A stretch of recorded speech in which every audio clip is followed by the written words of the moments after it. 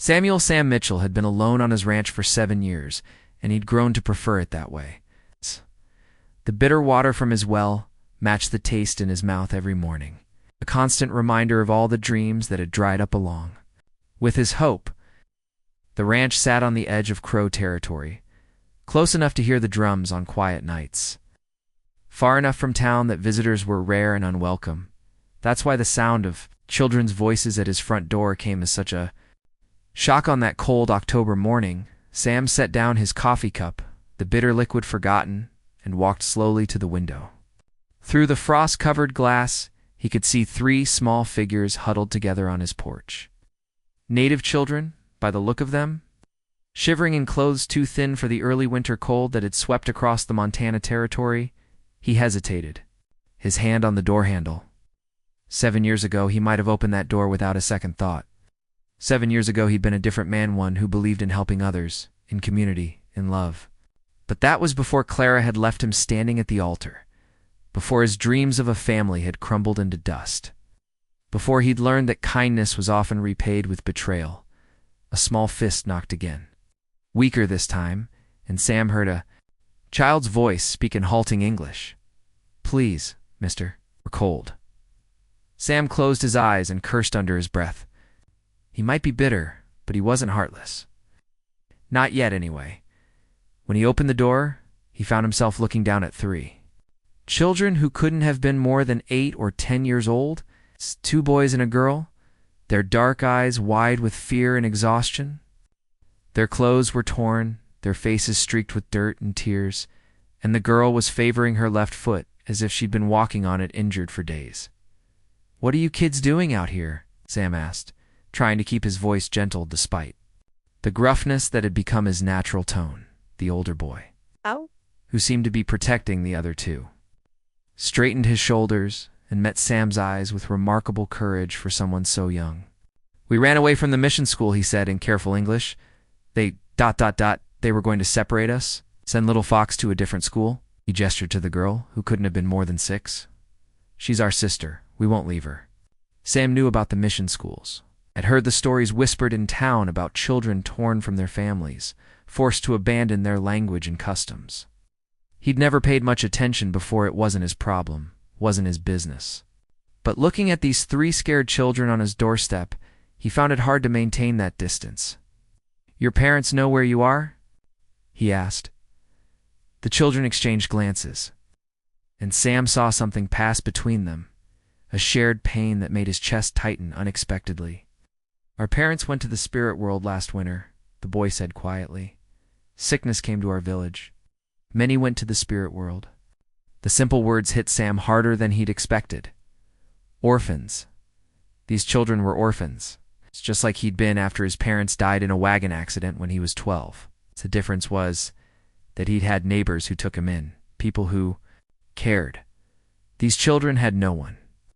"Please, mister," the other boy spoke up, his voice barely above a whisper. "We just need to rest. We'll leave in the morning."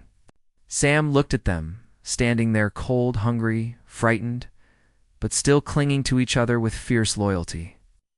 Something stirred in his chest, something he'd thought was dead and buried along with all his other tender feelings.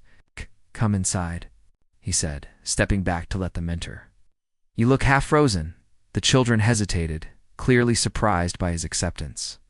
The older boy, who introduced himself as Running Wolf, helped his siblings across the threshold.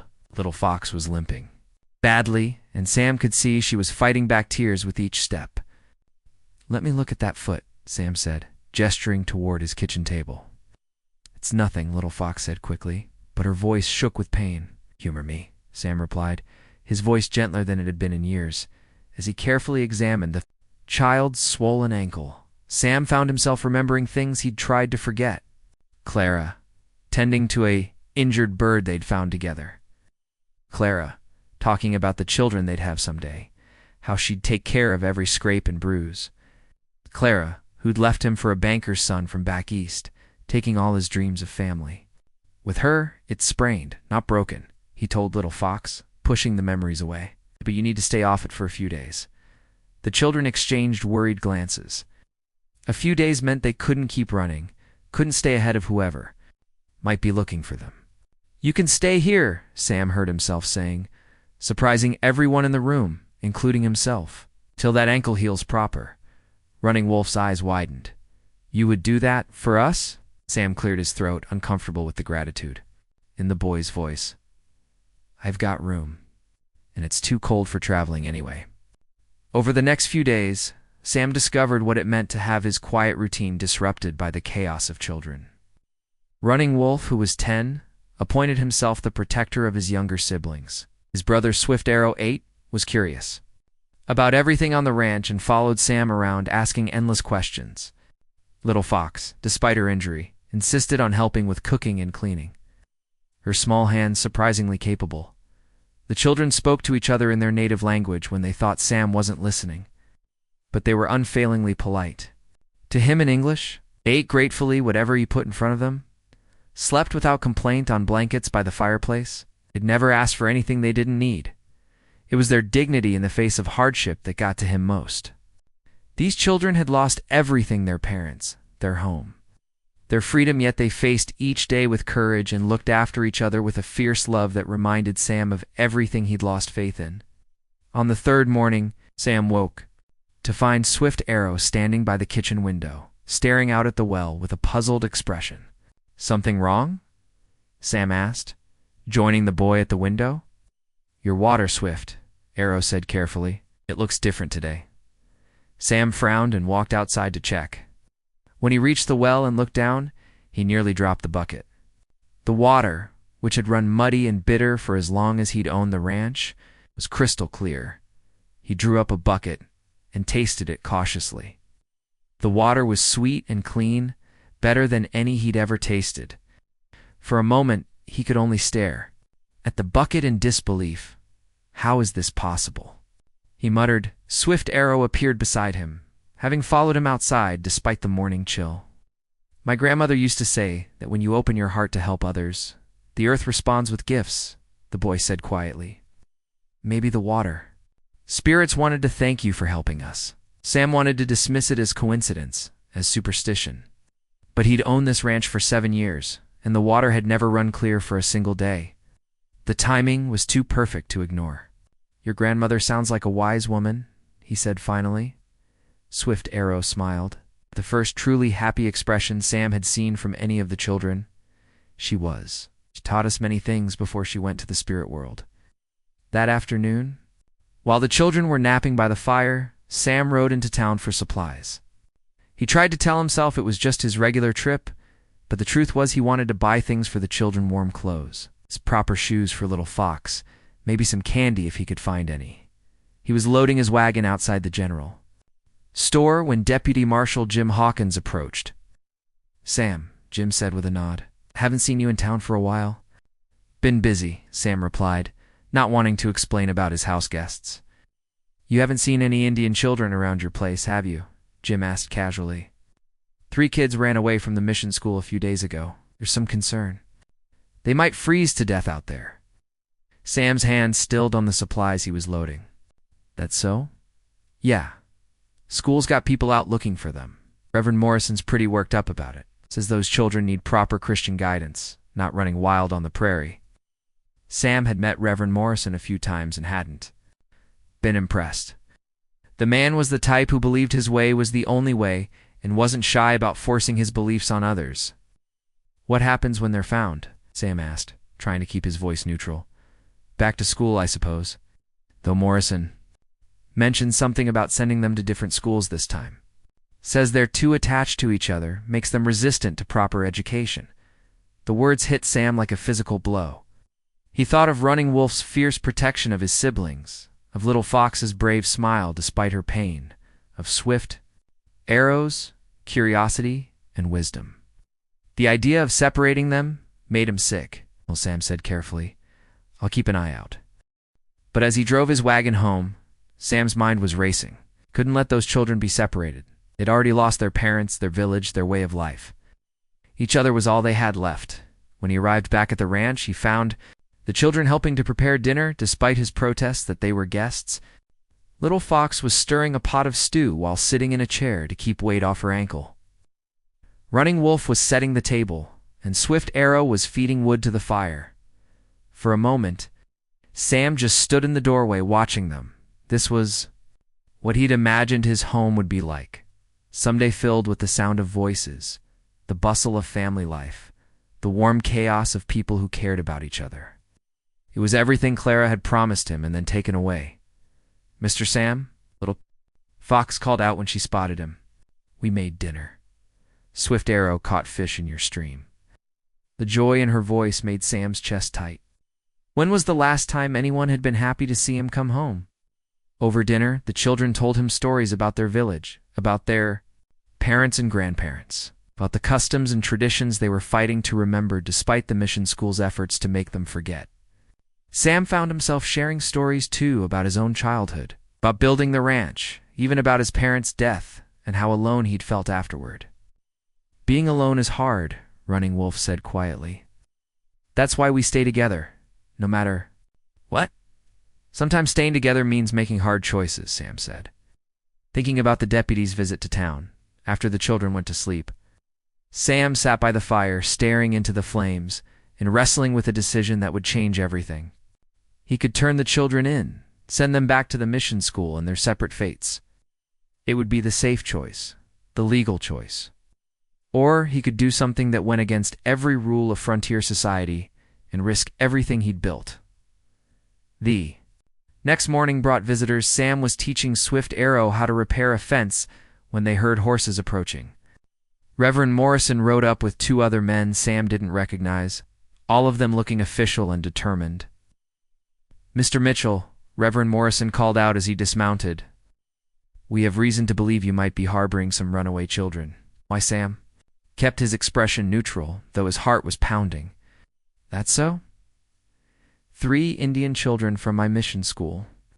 They're wards of the government now, and they need to be returned for their own good." Behind the Reverend, Sam could see Running Wolf peering around the corner of the barn. The boy's face was tight with fear, but he was already moving to gather his siblings. They were prepared to run again if necessary. "I'm afraid I can't help you, Reverend," Sam said evenly. "Now see here, Mitchell," one of the other men spoke up. "If you're hiding those children, you're breaking the law.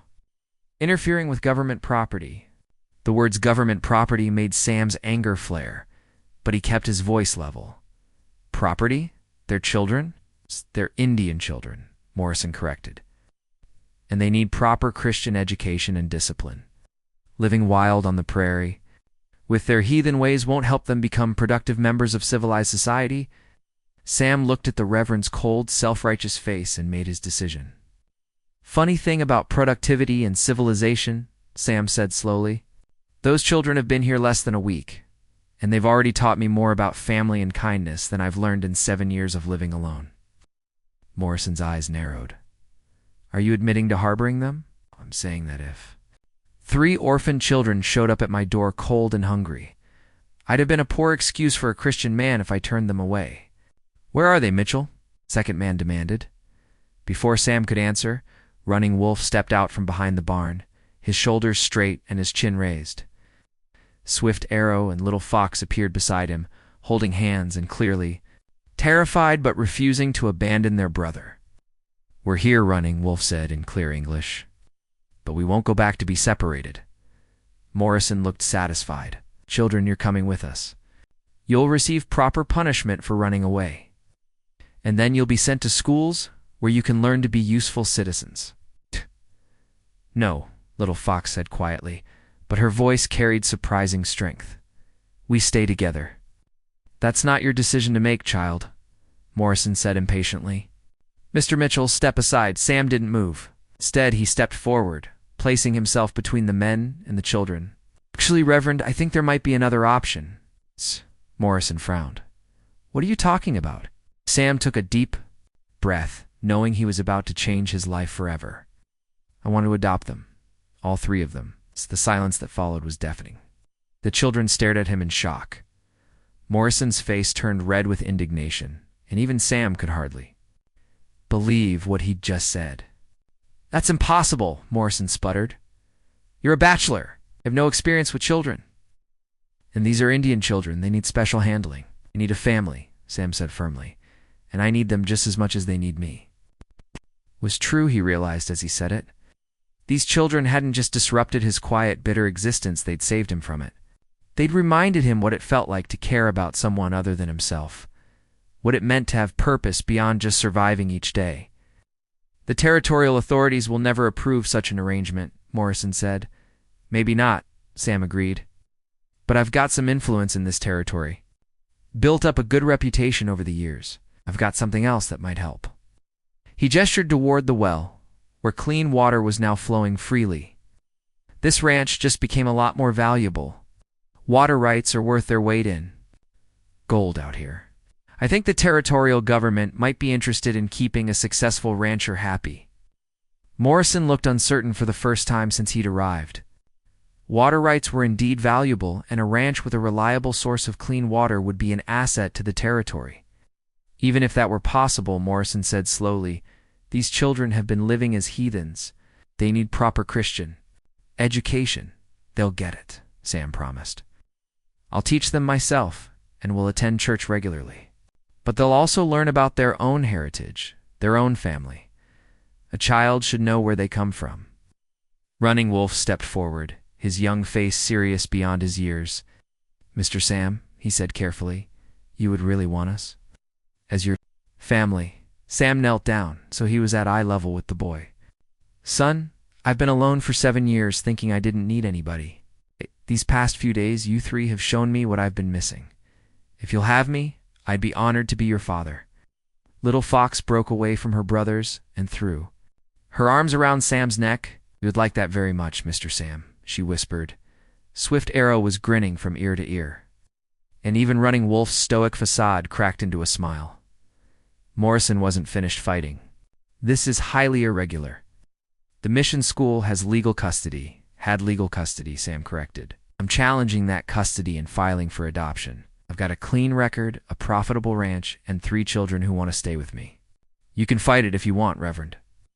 But I think you'll find the territorial authorities are more interested in successful settlements than in your particular ideas about education.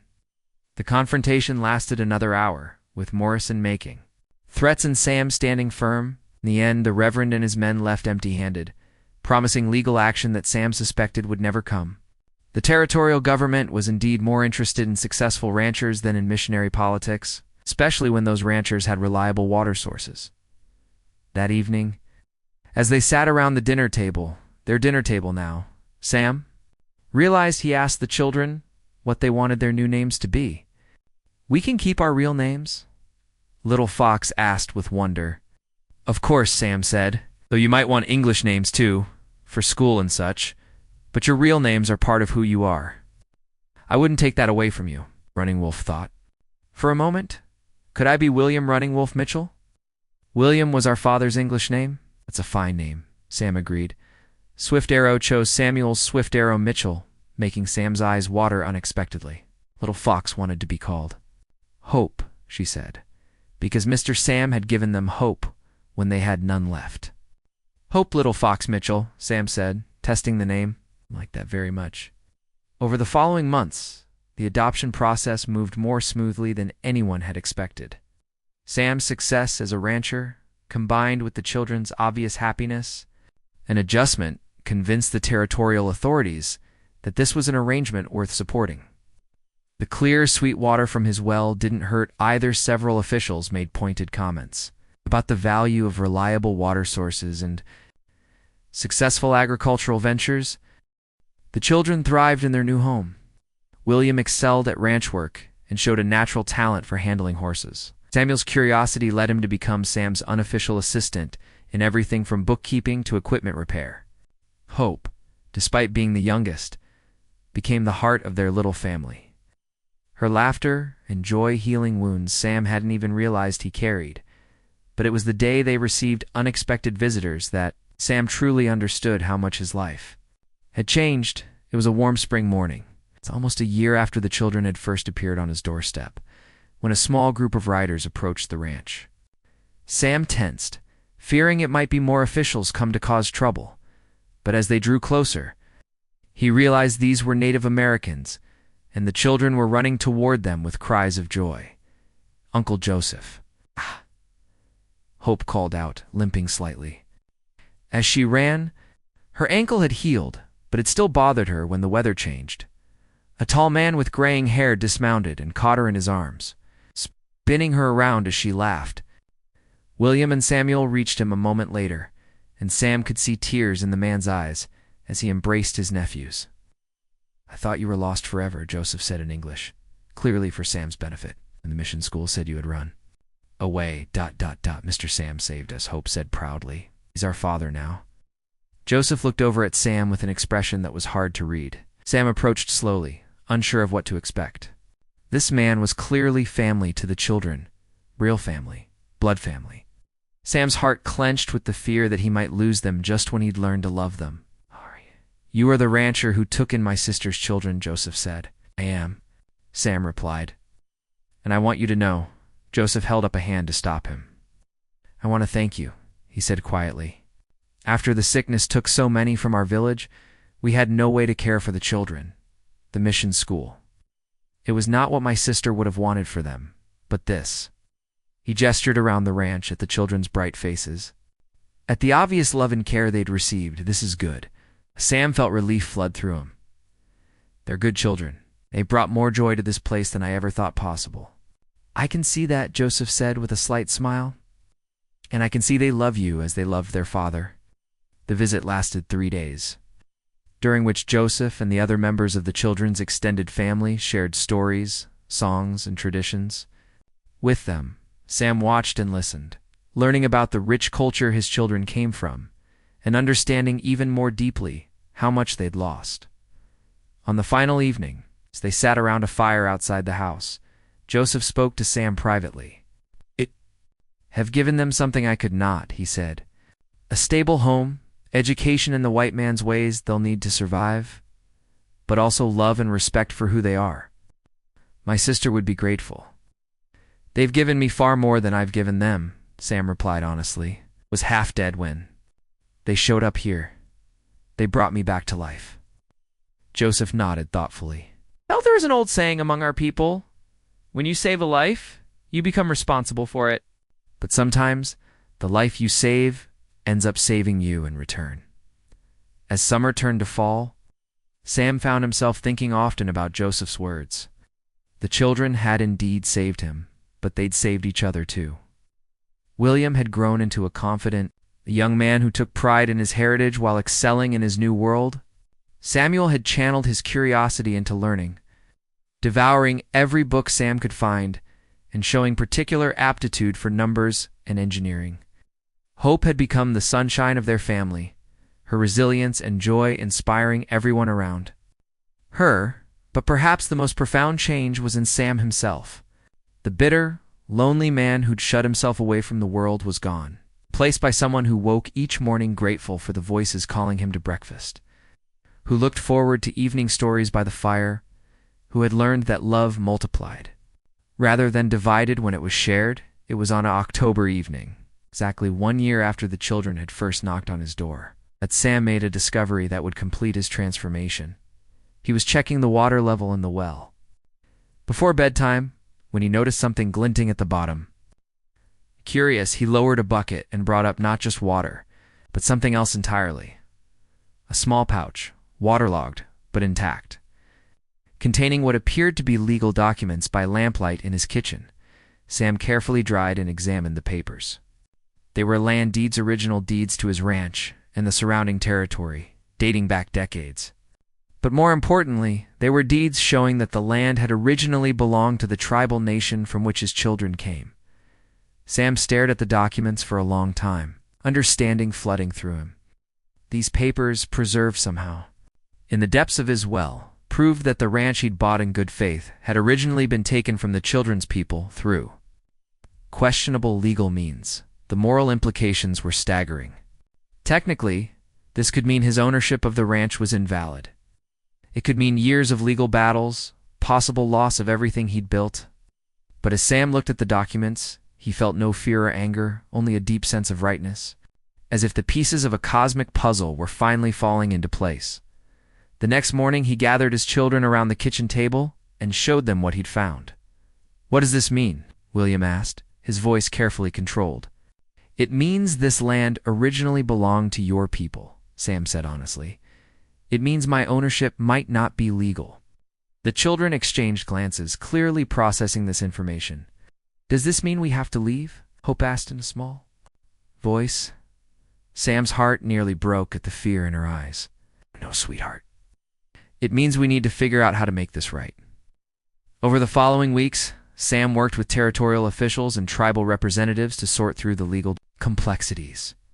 The original taking of the land had indeed been questionable, but decades had passed and the current ownership was complicated by good faith purchases and improvements in the end. Sam proposed a solution that surprised everyone. He would deed half the ranch back to the tribal nation, creating a shared ownership that would benefit both communities. The clear water well would be accessible to both groups, and the ranch would serve as a bridge between two worlds, rather than a division between them. You would do this? Joseph asked, when Sam presented the proposal. Give up half your ranch? It's not giving up anything, Sam replied. It's gaining something better. Community. Justice. A future where my children can be proud of both sides of their heritage. The agreement was formalized in a ceremony that brought together ranchers, tribal members, and territorial officials. As Sam signed the papers that would reshape his life once again, he thought about the strange journey that had brought him to this moment. A year ago, he'd been a bitter, lonely man whose well ran muddy and whose heart had dried up completely. 3 frightened children had changed all of that, teaching him that love wasn't something you lost when you gave it away. It was something that grew stronger the more you shared it. As the ceremony concluded and the celebrating began, Hope tugged on Sam's sleeve. Papa Sam, she said, using the name she'd recently started calling him, is it true what Swift Arrow says? The water spirits blessed our well because you helped us?